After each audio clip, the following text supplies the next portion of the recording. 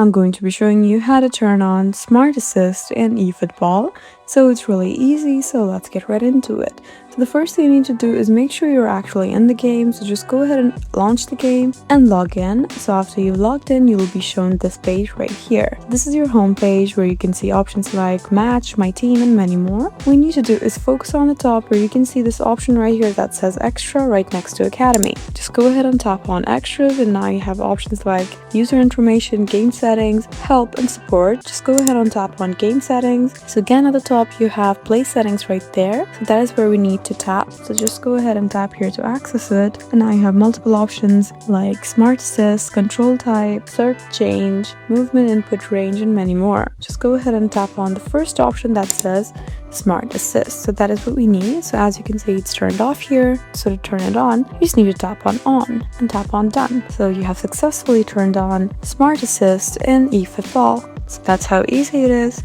I hope this video was helpful for you. Please leave us a like and drop us a comment down below, and we'll see you again in our next video. Thank you for watching.